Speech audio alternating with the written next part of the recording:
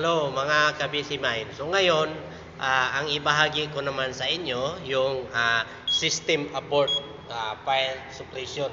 So ang system abort, ginagamit ito kapag may testing tayo na ginagawa at saka false alarm. Kung hindi naman totoong may sunog na nangyari dito sa system abort, pipigilan natin sa pag-release ng gas suppression. Kasi sayang yan kapag wala namang sunog talagang nangyari tapos may tao lang na nag-post nito or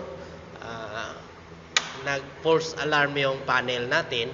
So kapag nandito tayo at alam natin yung gagawin, so ang gagawin natin itong system abort, mag-hold ito ng pag-release sa gas suppression kasi ang timer niyan ay mag-stop. So ngayon subukan natin. Yan, i-pause natin yan.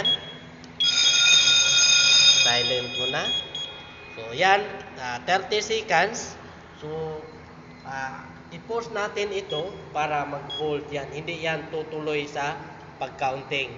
So mga 10 seconds. So iilaw na yan abort activated. So mag-stop na yan sa 10 seconds. So ibig sabihin, hindi na tutuloy ang pag-release ng gas kasi pinipigilan natin dito.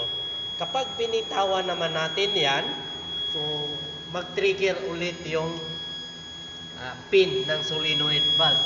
So ang gagawin natin diyan, papatayin muna natin yung supply para mawala yung supply dito. Kasi pag binitawan mo yan, diretso yan mag-trigger ng valve.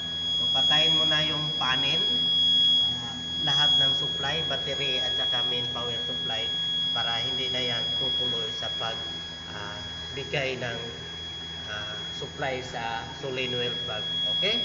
Kung may idea din kayo sa mga fire alarm system, paki-share naman sa comment section. Lalo na sa mga FM200 na napaka-critical na fire alarm system sa pag-testing nito. Okay? Bye-bye mga ka-busy mind.